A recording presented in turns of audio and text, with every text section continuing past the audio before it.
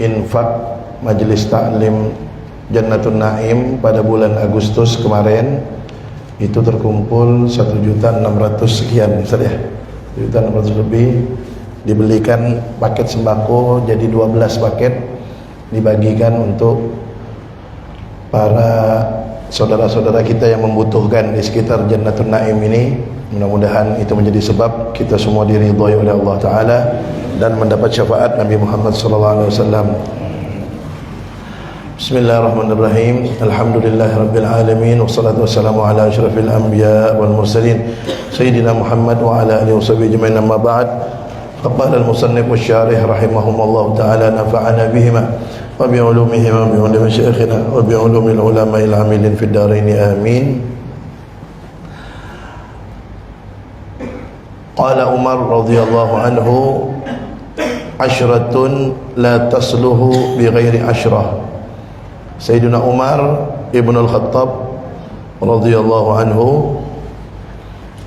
beliau sahabat Nabi, beliau mertuanya Nabi, beliau khalifah setelah Sayyidina Abu Bakar As-Siddiq, beliau manusia yang paling terbaik setelah para Nabi dan para Rasul dan Sayyidina Abu Bakar. Beliau dijamin masuk syurga. Beliau yang disabdakan oleh Nabi Muhammad SAW, "Lau kana ba'di nabiyyun lakana Umar." Kata Nabi Muhammad, kalau setelah aku ini ada Nabi, maka yang pantas jadi Nabi itu Umar, kata Nabi, kata Rasulullah. Dan beliau juga yang disabdakan oleh Nabi Muhammad, "Ma salaka Umar fajjan illa wa salaka syaitan fajjan akhar." Tidaklah Umar itu lewat suatu gang kecuali setan lewat gang lain. Jadi setan takut dengan bayangannya Sayyidina Umar, apalagi Sayyidina Umarnya. Itu beliau yang mana dulu beliau ini ingin membunuh Nabi Muhammad SAW, tapi Allah balikkan keadaannya menjadi manusia terbaik setelah Nabi, Rasul dan Sayyidina Abu Bakar, dan dikuburkan di samping Nabi dan Sayyidina Abu Bakar. Pelajaran penting bagi kita bahwasanya jangan lihat orang itu dari masa lalunya, karena kita tidak tahu bagaimana masa depannya. Sayyidina Umar dulu ingin bunuh Nabi Muhammad, tapi menjadi manusia terbaik setelah Nabi, Rasul, Sayyidina Abu Bakar. Beliau manusia paling terbaik, paling mulia di sisi Allah Subhanahu wa taala. Bahkan beliau menjadi mertuanya Nabi, menjadi khalifah setelah Sayyidina Abu Bakar As-Siddiq. Nah, beliau berkata, Sayyidina Umar bin Al-Khattab, apa kata beliau? Ashratun, 10 perkara, la tasluhu bi ghairi ashrah. Tidak akan baik 10 perkara ini kecuali dengan 10 juga. Yang pertama, la yasluhul aqlu bi ghairi wara'in. Akal tidak bakal baik, tidak bakal betul kecuali atau tanpa dengan sifat wara'. Apa itu wara'? Wara' itu berhati dengan barang-barang yang syubhat, apalagi sesuatu yang haram. Sesuatu yang tidak jelas, ini halal apa haram ya, ini milik saya apa bukan ya, dia ragu, dia tinggalkan, berarti dia punya sifat wara'. Nah, orang kalau punya sifat wara' berarti akalnya waras, akalnya baik, kata Sayyidina Umar. Tapi kalau orang tidak mempunyai sifat wara', 3H, halal haram hantam, nah itu berarti akalnya rusak, akalnya tidak baik, kata beliau. Jadi tolak ukur akal itu baik adalah orang itu punya sifat wara'. Hati-hati dengan barang yang syubhat, yang tidak jelas, apalagi kalau barang itu sudah jelas-jelas haram. Waruya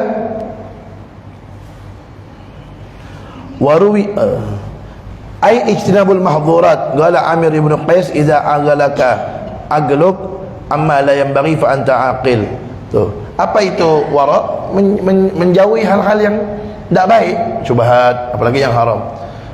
Amir bin Qais berkata, apabila akalmu dapat membimbingmu kepada sesuatu yang tidak pantas, maka berarti kamu orang yang berakal. Wa ruwiya 'anin Nabi sallallahu alaihi wasallam annahu qala, diriwayatkan dari Nabi Muhammad sallallahu alaihi wasallam bahwasanya beliau bersabda, al-aqlu nurun fil qalbi yufarriqu bainal haqqi wal batil. Apa itu akal? Kata Nabi Muhammad, akal itu adalah cahaya yang ada di dalam hati. Oh, jadi akal itu letaknya di dalam hati. Kalau di kepala itu namanya otak. Akal itu cahaya, kata Nabi Muhammad, yang ada di dalam hati, yang mana dengan cahaya akal itu orang dapat bisa membedakan antara yang hak dan yang batil. Berarti seseorang kalau dia bisa membedakan ini hak, ini batil, ini halal, ini haram, ini benar, ini salah, berarti hatinya ada cahaya akal, berarti dia berakal. Kalau tidak peduli, hantam semua, berarti tak berakal dia. Hakikatnya berarti dia orang gila sebenarnya, tak punya akal. Nah, kemudian yang kedua, tidak akan baik kecuali dengan pasangannya. Apa itu? Walal amal bighairi ilmin. Ilmu tidak akan baik jika tidak diamalkan. Ruwiya annahu sallallahu alaihi wasallam qala afdalul a'mal al-ilmu billahi. Amalan yang paling bagus adalah ilmu mengenal Allah. Mengenal Allah itu gimana? Bukan kita mengenal bagaimana zatnya Allah, tidak mungkin bisa. Memori kita tidak cukup. Apa sabda Nabi Muhammad? Tafakkaru fi khalqillah wa la tafakkaru fi zatillah fatahlik, atau kama qala. Kata Nabi Muhammad, kalian pikirkanlah makhluk Allah, jangan pikirkan zatnya Allah, kamu akan celaka, kata Nabi. Kamu akan binasa. Nah, mengenal Allah dengan makhluk-makhluknya ini, melihat ciptaan Allah. Nah, itu ilmu yang paling mulia, itu ilmu mengenal tentang Allah. Innal ilma yanfa'uka ma'ahu qalilul amal wa kathiruhu. Ilmu itu kalau kamu amalkan, sedikitkah yang kamu amalkan atau banyakkah yang kamu amalkan, itu manfaat buat kamu. Wa innal jahla, tetapi sebaliknya, kebodohan, la yanfa'uka ma'ahu qalilul amal wa la kathiruhu. Tetapi kebodohan, maka dengan kebodohan itu amal soleh kamu, baik sedikit atau banyak, tidak ada manfaatnya, kata Nabi. Jadi artinya apa? Kalau kita beramal dilandasi dengan ilmu agama, maka amal itu walaupun sedikit ada manfaatnya. Tapi sebaliknya, kalau beramal tanpa ilmu, amalnya sedikitkah banyakkah, kata Nabi, kalau tidak ada ilmu agama, amal itu tidak ada manfaat untuk kamu, kata Nabi. Jadi salah satu kunci kalau ingin amal kita diterima itu ilmu agama. Itu Nabi yang bilang. Tidak ada manfaatnya amal kamu kalau tidak ada ilmunya, kata Nabi. Yang ketiga, walal fauzu bighairi khasyah. Dan tidak ada keberuntungan tanpa takut kepada Allah Subhanahu wa taala. Artinya tidak bisa orang itu beruntung kalau dia tidak takut kepada Allah Subhanahu wa taala. An Abi Hurairah radhiyallahu anhu qala Rasulullah sallallahu alaihi wasallam, la yadkhulun nara man baka min khasyatillah hatta yalijal labanu fid dir'i. Tuh, apa sabda Nabi Muhammad? Tidak akan atau tidak bakal masuk neraka orang yang menangis karena takut kepada Allah sampai air susu kembali kepada susunya. Artinya apa? Air susu tuh, maaf, kalau udah keluar dari susu, kan tak mungkin balik lagi, kan tak mungkin. Jadi kata Nabi Muhammad, sebagaimana, kalau bahasa kita, sebagaimana air susu itu kalau udah keluar dari susu, tak mungkin kembali lagi. Begitu juga orang kalau nangis takut kepada Allah, tak mungkin masuk neraka, kata Nabi. Jadi orang yang netes air matanya karena takut kepada Allah, itu dia tidak mungkin masuk neraka, pasti diselamatkan oleh Allah SWT. Nah, maka berusahalah nangis karena takut kepada Allah. Dan waktu yang paling tepat untuk menangis itu paling bagus tengah malam, jam 2, jam 3 bangun, duduk di atas sejadah, habis solat apa, curhat, nangis, zikir, istighfar, takut kepada Allah SWT. Takut akan dosa-dosa kita, takut tak selamat nanti di akhirat, takut nanti lewat siratal mustaqim di bawahnya neraka, takut tergelincir kaki kita, takut di akhirat tak dapat syafaat Nabi Muhammad, takut. Nah, maka kalau dia nangis, itu sebab dia tidak mungkin masuk nerakanya Allah Subhanahu wa taala. Kemudian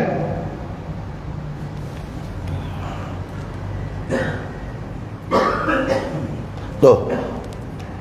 Yang kelima, walas sultan bighairi adlin, dan tidak ada kebaikan bagi seorang pemimpin atau pejabat bighairi adlin, tanpa keadilan. Ruwiya annahu sallallahu alaihi wasallam qala ahabbun nas ila Allah taala yaumal qiyamah wa adnahum minhu majlisan imamun adil. Ini kabar gembira nih buat pejabat nih. Sabda Nabi ini. Apa kata Nabi? Ahabbun nasi ilallahi ta'ala yaumal qiyamah, manusia yang paling dekat dengan Allah Ta'ala di hari kiamat, wa adnahum minhu majlisan, dan yang paling dekat kedudukannya dengan Allah. Siapa?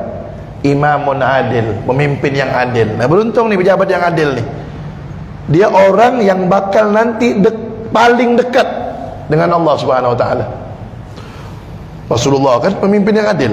Sayyidina Abu Bakar, Sayyidina Umar, Sayyidina Utsman, Sayyidina Ali, pemimpin-pemimpin yang adil. Nah, pemimpin-pemimpin yang adil nih, termasuk yang zaman sekarang dan seterusnya, presiden kah, gubernur, wali kota, bupati dan seterusnya. Kalau dia adil, dia orang yang paling tinggi derajatnya nanti di akhirat dan paling dekat dengan Allah Subhanahu wa taala. Bukan ahli ibadah itu, bukan yang paling banyak ibadahnya, bukan. Yang paling tinggi derajatnya siapa? Pemimpin yang adil. Tentunya pemimpin yang adil itu yang wajib laksanakan, yang haram tinggalkan. Artinya dia bukan memperbanyak ibadah sunnah, bukan, tapi dia bagaimana mensejahterakan rakyatnya. Adil dalam kepemimpinannya, walaupun ibadah sunnahnya tidak banyak, tidak terlalu banyak, tapi kalau dia adil, dia bisa mengalahkan orang yang banyak ibadah sunnahnya. Pemimpin yang adil itu paling tinggi dan paling dekat kedudukannya dengan Allah. Tapi sebaliknya, a'udzubillahi min dzalik, ya. Jadi orang, kata Nabi, yang paling dicintai Allah Ta'ala dan yang paling dekat dengan Allah kedudukannya, pemimpin yang adil. Ingat tuh ya, paling dicintai, paling dekat, pemimpin yang adil. Sebaliknya kata Nabi, wa abghadun nas ila Allah Ta'ala yaumal qiyamah, dan orang yang paling dibenci oleh Allah Ta'ala pada hari kiamat, wa ab'aduhum minhu majlisan, dan yang paling jauh kedudukannya dengan Allah, imamun jair, pemimpin yang zalim. Jadi kalau seorang pemimpin pejabat adil, dia paling dicintai, dia paling dekat dengan Allah. Tapi kalau dia tidak adil, dia paling dimusuhi oleh Allah, paling dibenci, dan dia yang paling jauh kedudukannya dari Allah Subhanahu wa taala. Na'udzubillah min dzalik. Makanya kalau punya pemimpin, ingat-ingatkan. Kalau punya keluarga jadi pemimpin, ingat-ingatkan hadis ini, ingatkan ya hadis ini. Ya. Ingatkan tuh hadisnya. Ini hadis riwayat Imam Ahmad dan Imam At-Tirmizi. Ingatkan ya. Tuh. Ada hadis Nabi. Kalau mau ambil potongan video nih, kasihkan, kirimkan ke dia. Biar ketika dia jadi pemimpin semangat untuk adil. Ketika dia adil, dia dicintai. Bukan dicintai, paling dicintai kata Nabi. Dia bukan dicintai, paling dicintai kata Nabi.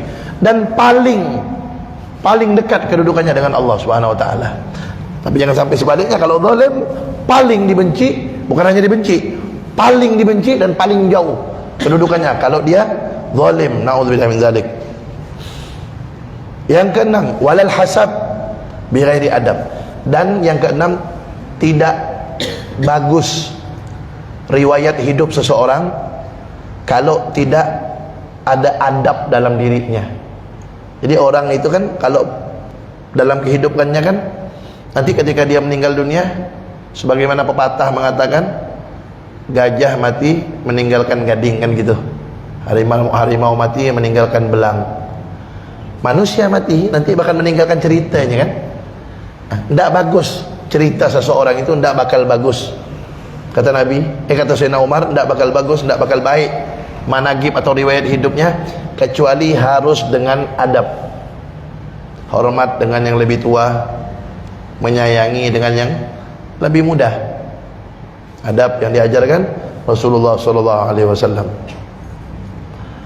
Kemudian walas surur bighairi amanin, dan tidak ada kebahagiaan tanpa ketenangan hati. Jadi bukan, kata Sayyidina Umar, bukanlah dinamakan kebahagiaan orang kalau hatinya tidak tenang. Ada orang joget-joget, party, pesta-pesta, itu bukan menunjukkan kebahagiaan, bukan. Yang menunjukkan kebahagiaan tuh hatinya tenang apa enggak.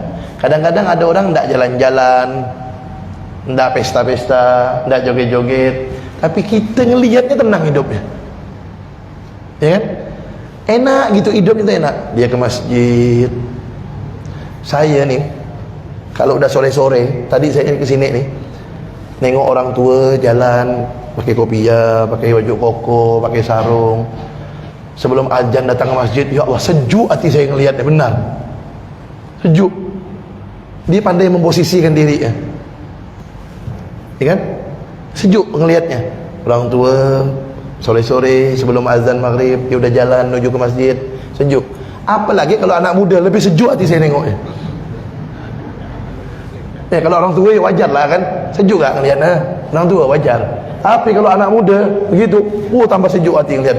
Memang luar biasa nih anak muda nih, ya luar biasa. Nah, ketenangan itu kata Sayyidina Umar belum tentu didapat dengan orang yang bersenang-senang, bukan. Senang itu belum tentu tenang. Tapi kalau orang tenang hatinya, itulah yang senang. Jadi kesimpulannya, senang belum tentu tenang.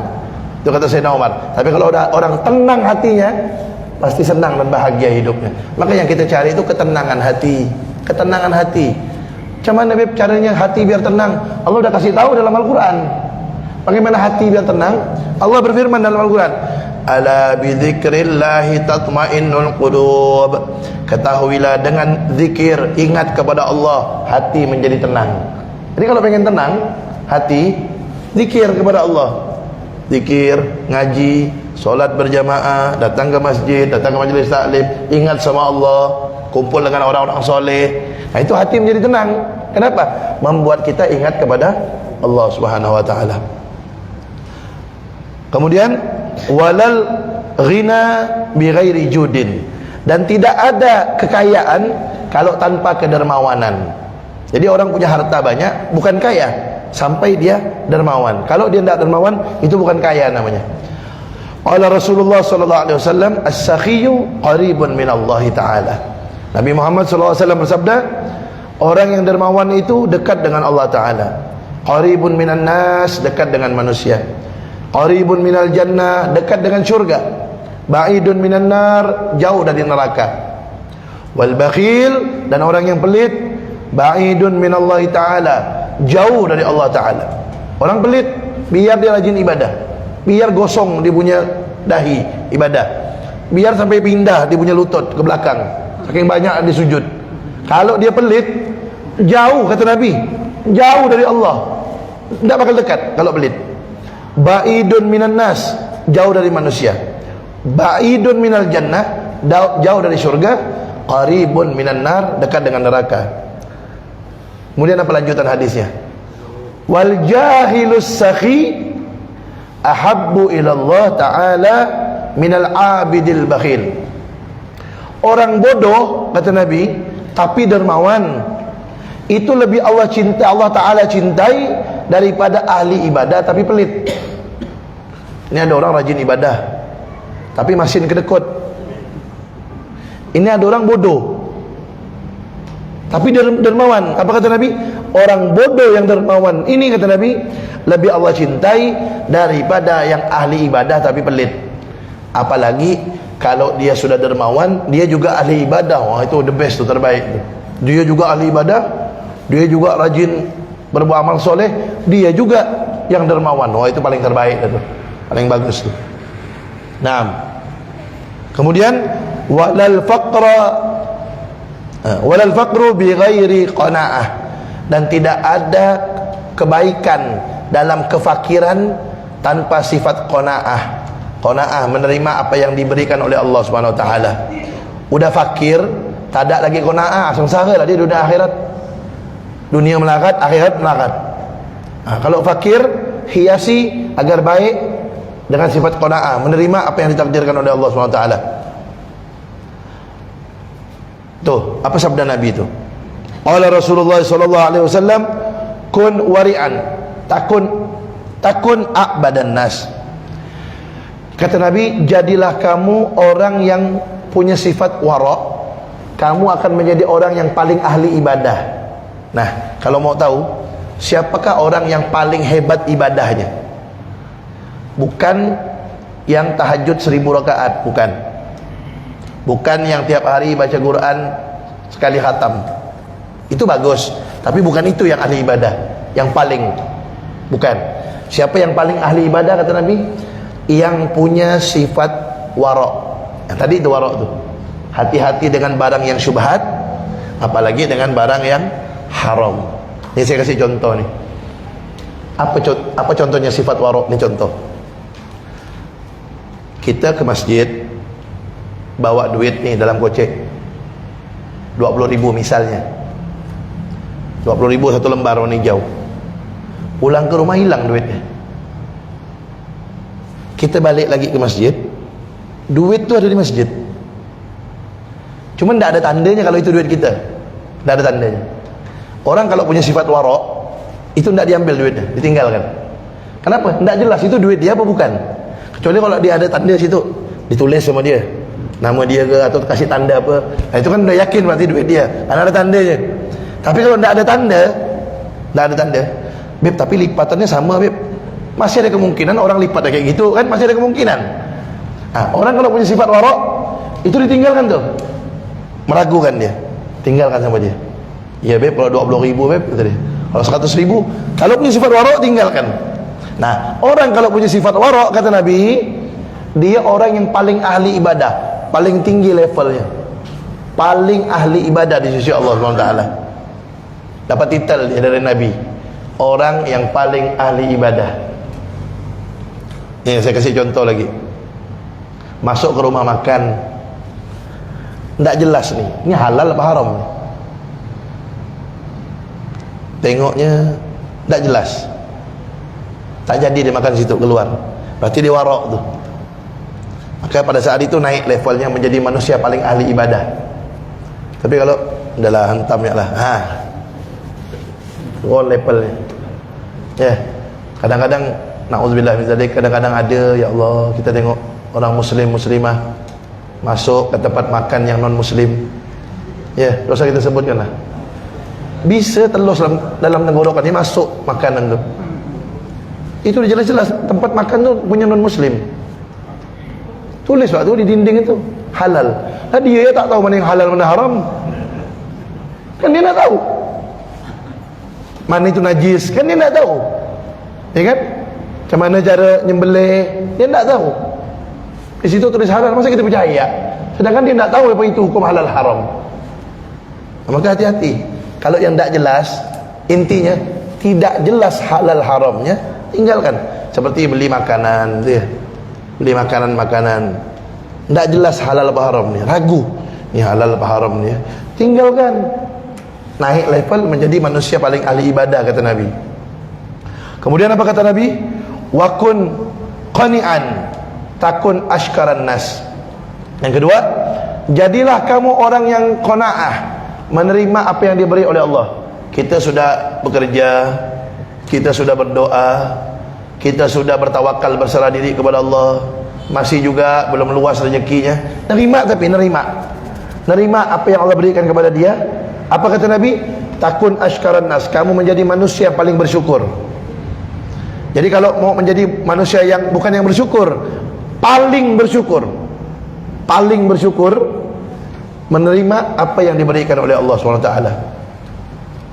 Kemudian apa kata Nabi? Wa ahibba linnasi ma tuhibbu li nafsik. Dan kata Nabi, cintailah sesuatu untuk orang lain sebagaimana engkau mencintai sesuatu itu untuk kamu. Artinya, kalau kita pengen sesuatu terjadi pada kita, kita ingin juga sesuatu itu terjadi pada orang. Artinya, kalau kita ingin disenangkan orang, tidak mau disakiti orang, nah kita juga begitu sama orang. Senangkan orang, jangan sakitin orang, gitu kata Nabi. Ya. Hendaknya kita tuh kepengen sesuatu itu terjadi kepada orang seperti kita ingin sesuatu itu terjadi pada diri kita. Itu kata Nabi. Kalau itu kita lakukan, takun mu'minan, kamu menjadi orang yang beriman sesungguhnya. Wa ahsin mujawarata man jawaraka. Nih yang keempat kata Nabi, perbaguslah hubungan kamu dengan orang yang menjadi tetangga kamu, kata Nabi. Takun musliman, engkau menjadi orang muslim yang sejati. Jadi orang yang berhubungan baik dengan tetangganya, dia muslim sejati. Mau tetangganya muslim kah, mau tetangganya non muslim kah, harus baik-baik. Kecuali kalau tetangganya kafir harbi. Kafir harbi itu kafir yang memerangi Islam. Kafir yang memerangi Islam, nah itu dalam Islam boleh diperangi. Tapi kalau dia orang kafir baik-baik, kata Nabi, perbaikilah hubungan kamu dengan tetanggamu, maka kamu menjadi orang Islam yang sesungguhnya, kata Nabi. Kemudian, wa aqillat dhihka fa inna kathratad dhihki tumitul galba. Kata Nabi, dan persedikitlah tertawa, kata Nabi, karena banyak tertawa itu akan mematikan hati. Nabi tidak melarang tertawa, tidak. Cuman Nabi bilang minimalkan, persedikit ketawa itu, karena banyak ketawa mematikan hati. Nabi tidak melarang ketawa, tapi jangan banyak-banyak. Kalau banyak ketawa itu mematikan hati, kata Nabi. Kemudian walar rif'ah. Kemudian selanjutnya kata Sayyidina Umar, walar rif'ah, dan tidak ada derajat yang tinggi bi ghairi tawadhu'in, tanpa merendahkan diri dulu, merendahkan hati. Jadi orang tidak mungkin naik derajatnya di sisi Allah. Orang tidak mungkin tinggi derajatnya di sisi Allah kalau dalam hatinya ada kesombongan. Tidak bakal. Orang akan tinggi derajatnya kalau dia tawadhu, rendah hati. Karena kesombongan itu tidak pantas untuk manusia. Yang pantas sombong itu Allah. Kalau mau sombong, yang pantas sombong itu Allah. Kenapa? Karena semua Allah yang ciptakan. Semua milik Allah. Manusia apanya yang punya kekuatan? Apa yang mau disombongkan? Makanya kata Sayyidina Ali bin Abi Thalib, saya ini heran sama orang sombong, kata Sayyidina Ali. Dia diciptakan dari air yang menjijikkan, air mani. Tidak ada kita ni diciptakan dari air sirup, tak ada. Semua kita ni diciptakan dari air mani, air yang menjijikkan. Dikasih orang gratis, orang tak mau. Kan? Itu yang pertama. Yang kedua, apa yang mau disombongkan? Kita ini keluar dari tempat kencing 2 kali.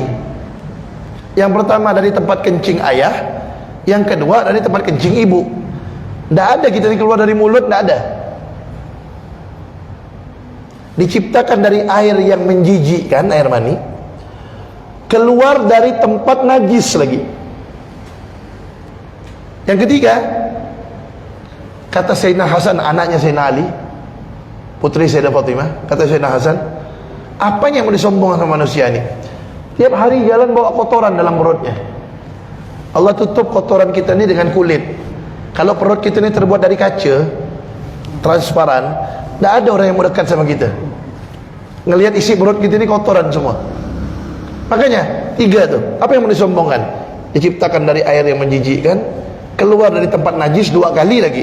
Yang ketiga, setiap hari berjalan bawa kotoran. Apa yang begitu sombongan? Harta titipan Allah, ilmu titipan Allah. Kalau Allah mau ngambil sebentar aja. Allah mau ngambil ilmu, digilakan sama Allah, cabut akalnya, habis. Harta, Allah kasih gempa, Allah kasih tsunami, habis. Jabatan, Allah kasih penyakit, sakit, PAW, ganti sama yang lain. Apa semua titipan dari Allah SWT. Tidak bakal naik derajat seorang kalau tidak ada tawadhu. Nah, tawadhu itu di hati tempatnya.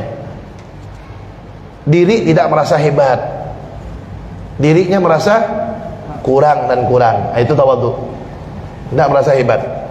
Orang kalau sombong, iblis itu kurang apa? Allah turunkan dari surga, na'udzubillah min dzalik. Nah, cuma ingat ya, cuma ingat, tawadhu itu karena Allah, jangan karena yang lainnya. Ini saya kasih contoh. Misalnya hadir di suatu perkumpulan, dia duduk di belakang sekali, agar dibilang tawadhu. Itu bukan tawadhu, sombong namanya. Dia duduk di belakang sembunyi. Dalam hatinya agar orang-orang bilang diri dia ini tawadhu. Berarti itu bukan tawadhu karena Allah, itu bukan. Dia ingin pujian dari orang. Itu bukan tawadhu namanya. Dan ketika ada orang duduk di depan, jangan bilang dia sombong, karena kita tidak tahu hatinya dia. Intinya urus hati kita. Itu yang pertama. Yang kedua, jangan tawadhu kepada orang kaya karena kayanya. Jangan. Pernah saya sampaikan dulu, man tawadha'a li ghaniyin li ghinahu zahaba thulutsa dinihi. Siapa yang tawadhu, merendahkan hatinya, merendahkan dirinya kepada orang kaya karena kekayaan, bukan karena kesolehan, hilang 2/3 agamanya. Artinya hilang sekitar 70% agamanya. Nah, kalau tawadhu kepada orang yang soleh, yang dekat kepada Allah, Masya Allah, bagus. Tapi kalau dengan orang kaya karena kekayaannya, jangan tawadhu. Adab tetap dijaga, cuman tawadhu karena kekayaan jangan. Nah, karena itu dapat menghilangkan 2/3 agama. Na'udzubillah min dzalik. Naam.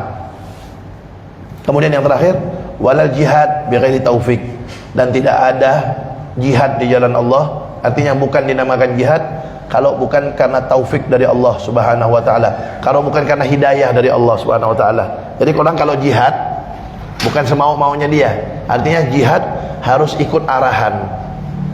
Masih punya orang tua nih, mau jihad, izin dulu sama orang tuanya. Kalau pergi tanpa izin sama orang tua, tidak diterima jihadnya. Kenapa? Durhaka sama orang tua. Makanya jihad harus dibarengi dengan taufik, hidayah, petunjuk dari Allah Subhanahu wa taala. Naam. Ada hadis berkaitan dengan jihad ini. Ruwiya annahu sallallahu alaihi wasallam qala, afdalul jihad an tujahida nafsak wa hawak fi dzatillah. Jihad yang paling afdal, kata Nabi Muhammad, adalah engkau berjihad melawan hawa nafsu kamu untuk mendekatkan diri kamu kepada Allah.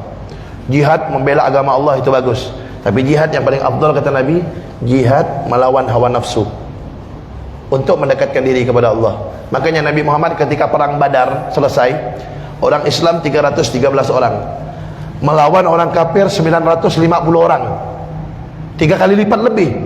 Allah kasih kemenangan bagi orang Islam tuh 313 dengan persenjataan yang minim, lawan orang kafir 950, persenjataannya hebat. Allah kasih menang dengan orang Islam, kepada orang Islam. Selesai perang Badar, ketika pulang Nabi bilang apa? Kata Nabi, raja'na minal jihadil asghar ilal jihadil akbar. Kata Nabi, kita ini baru pulang dari peperangan yang kecil menuju peperangan yang lebih besar. Kaget sahabat, kurang besar apa tuh peperangan Badar itu? 313 lawan 950, satu orang banding 3 banding 4. Kaget sahabat. Kita pulang dari peperangan yang kecil menuju yang lebih besar peperangannya, kata Nabi. Sahabat tanya, peperangan apa yang lebih besar? Kata sahabat. Apa kata Nabi? Jihadun nafsi, jihad melawan hawa nafsu. Itu lebih besar daripada berperang melawan orang-orang kafir di jalan Allah Subhanahu wa taala. Melawan hawa nafsu, mengarahkannya untuk ikut aturan Allah Subhanahu wa taala. Nah, wallahu a'lam bissawab. Kita dengarkan azan dulu.